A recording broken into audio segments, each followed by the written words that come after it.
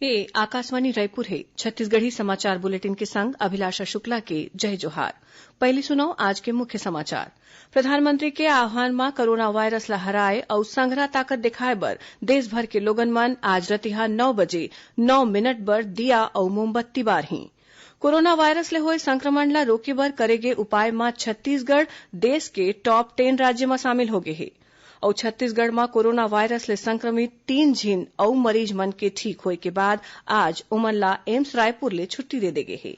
अब समाचार विस्तार ले। प्रधानमंत्री नरेन्द्र मोदी के आह्वान में जम्मो देशवासी आज रतिहा 9 बजे 9 मिनट बर अपन घर के लाइट बत्ती बंद करही और दिया मोमबत्ती या फिर मोबाइल के फ्लैश लाइट जलाही। अपन ट्वीट संदेश में प्रधानमंत्री ह लोगन मन ल सुरता देवाइन हे कि कोरोना वायरस ले लड़े बर देश के संघरा संकल्प बर आज रतिहा 9 बजे ओमन ल दिया बारना है। श्री मोदी ह शुक्रवार के लोगन मन ल ये अपील करे रहिन। एखर उद्देश्य कोरोना वायरस ल हराए खातिर अपन देश के सामूहिक ताकत दिखाना है। रात 9 बजे घर की सभी लाइटें बंद करके घर के दरवाजे पर या बालकनी में खड़े रहकर 9 मिनट के लिए मोमबत्ती, दिया, टॉर्च या मोबाइल की फ्लैशलाइट जलाएं और उस समय यदि घर की सभी लाइटें बंद करेंगे, चारों तरफ जब हर व्यक्ति एक एक दिया जलाएगा तब प्रकाश की उस महाशक्ति का एहसास होगा जिसमें एक ही मकसद से हम सब लड़ रहे हैं, ये उजागर होगा। प्रधानमंत्री ह देश के जनता ले अपील करीन है कि दिया बारत बेरा एक दूसर ले दूरी बनाए रखें और घर के भीतरी में रहें। ओमन यहू कहिन कि कोनो भी मनखे सुरक्षित दूरी के लक्ष्मण रेखा ला झन लागें। इस आयोजन के समय किसी को भी कहीं पर भी इकट्ठा नहीं होना है। रास्तों में, गलियों में या मोहल्लों में नहीं जाना। अपने घर के दरवाजे, बालकनी से ही इसे करना है। सोशल डिस्टेंसिंग की लक्ष्मण रेखा को कभी भी लांघना नहीं है। सोशल डिस्टेंसिंग को किसी भी हालत में तोड़ना नहीं है। कोरोना की चेन तोड़ने का यही रामबाण इलाज है। मनखे मन ला सलाह देगे है कि आज रतिहा दिया बारत बेरा अल्कोहल वाले सैनिटाइजर के इस्तेमाल झन करें। एखर ले आगी लगे के डर है। केंद्रीय बिजली मंत्रालय ह बताए है कि आज रतिहा 9 बजे अपन अपन घर के लाइट बंद करत बेरा ग्रिड ला स्थिर राखे के जम्मो इंतजाम कर लेगे है। बिजली मंत्रालय डहर ले ए स्पष्टीकरण दे के पाछू ए कारण है कि बत्ती बंद करे के बेरा ग्रिड ह गड़बड़ाही जेखर ले बिजली के मशीन मन म खराबी आ सकत है। मंत्रालय ह कहे है कि देश के बिजली ग्रिड अब्बड़ मजबूत और स्थिर है। मंत्रालय ह बताइन कि प्रधानमंत्री ह आज रतिहा 9 बजे ले 9 मिनट बर खाली अपन अपन घर के लाइट बत्ती बंद करे के अपील करे है। रद्दा और गली मन में लाइट चालू रही। कंप्यूटर, टीवी, पंखा और फ्रिज जैसन घरेलू मशीन मन ला नहीं बंद करना है। एती छत्तीसगढ़ के ऊर्जा विभाग ह बिना रुके बिजली सप्लाई खातिर दिशा निर्देश दे हे जेखर ले प्रदेश के जम्मो सरकारी, गैर सरकारी और प्राइवेट ऑफिस के संगे संग अस्पताल, स्वास्थ्य केन्द्र, पुलिस थाना और दवई दुकान के बिजली चलत रही। छत्तीसगढ़ में कोरोना वायरस ले संक्रमित 3 झिन और मरीज मन के ठीक होए के बाद ओमन ला एम्स रायपुर ले छुट्टी दे देगे हे। प्रदेश में कोरोना वायरस ले संक्रमित 10 झिन मनखे मन के पुष्टि होए रहिस, जेमा ले 7 झिन स्वस्थ होए के बाद अपन घर पहुंच गए हैं। बाचे 3 झिन मरीज मन के इलाज अस्पताल में चलत हे। मुख्यमंत्री भूपेश बघेल ह ए बाचे तीनों झिन मरीज मन के जल्दी ठीक होए के बाद घर लौटे के उम्मीद जताए हे। कोरोना वायरस ले होए संक्रमण ला रोके बर करे गे उपाय में छत्तीसगढ़ देश के टॉप 10 राज्य में शामिल हो गए है। केंद्रीय कैबिनेट सचिव राजीव गाबा ह आज छत्तीसगढ़ संघरा जम्मू राज्य के मुख्य सचिव, स्वास्थ्य सचिव, पुलिस महानिदेशक के संगे संग कलेक्टर, पुलिस अधीक्षक और स्वास्थ्य विभाग के अधिकारी मन संग वीडियो कॉन्फ्रेंसिंग करके कोरोना वायरस ला रोके बर गोठ बात करीन। जेमा छत्तीसगढ़ ले मुख्य सचिव आरपी मंडल, स्वास्थ्य सचिव निहारिका बारिक सिंह और खाद्य सचिव डॉक्टर कमलप्रीत सिंह घलो शामिल हुई। मुख्य सचिव बताइन कि अब तक 1590 मनखे मन के जांच कर लेगे हे, जेमा 10 ठिन मामला पॉजिटिव आए रहिस। एमा ले 7 झिन मरीज मन ला ठीक होए के बाद अस्पताल ले छुट्टी दे देगे हे। कोरोना वायरस के संक्रमण ल रोके बर करे गे लॉकडाउन के बेरा प्रदेश के जम्मो उचित मूल्य के दुकान मन अब दिन भर खुल्ला रही। खाद्य विभाग डहर ले जम्मो कलेक्टर मन ला कोरोना वायरस ल रोके बर मास्क, हैंड सैनिटाइजर और साबुन जैसन सामान ला उचित मूल्य के दुकान म बेचे के निर्देश दे गे हे। मुख्यमंत्री भूपेश बघेल ह राशन दुकान मन म राशन बांटे के बेरा भीड़ इकट्ठा होए ले रोके खातिर दुकान के समय बढ़ाए बर कहिन हे। उहें केंद्रीय खाद्य मंत्रालय ह घरो ए बेरा म विशेष सावधानी राखे बर कहिन हे।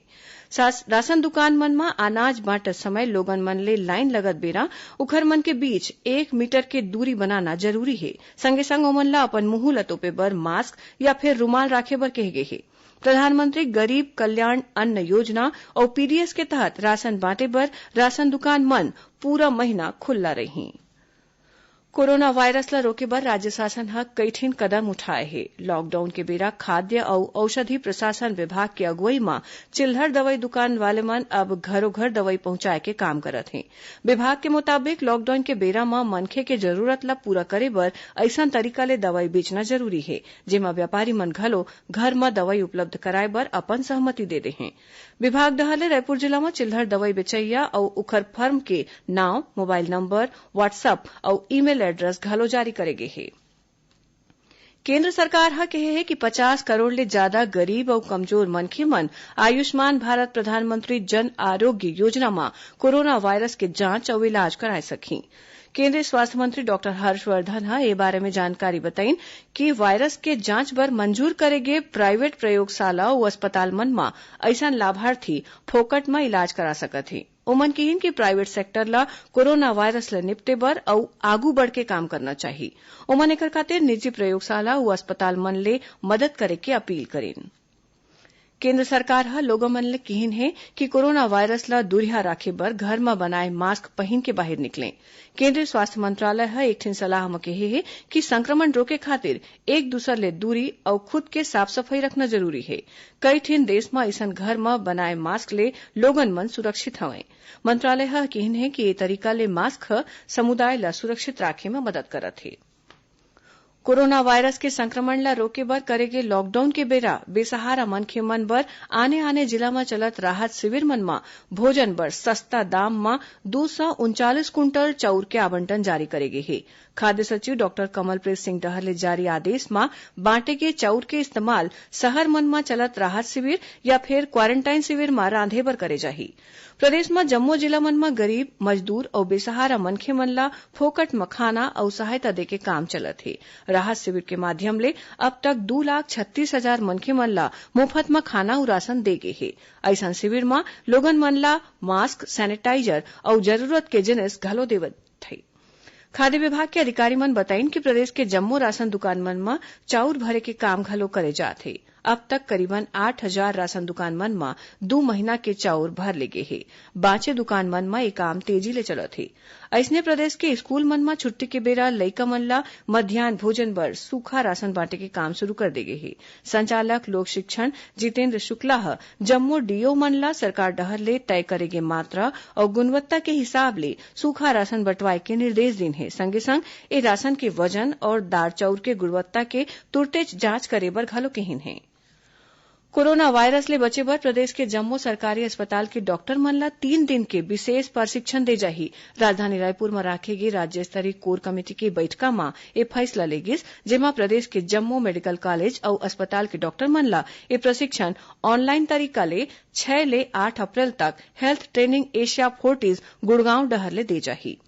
स्वास्थ्य सचिव निहारिका बारिक सिंह जम्मो मेडिकल कॉलेज के डीन, सीएमएचओ, अस्पताल अधीक्षक और सिविल सर्जन मन ल अस्पताल के जम्मो विशेषज्ञ डॉक्टर मन ल जरूरी रूप ले ऑनलाइन ट्रेनिंग में भेजे के निर्देश दे हे।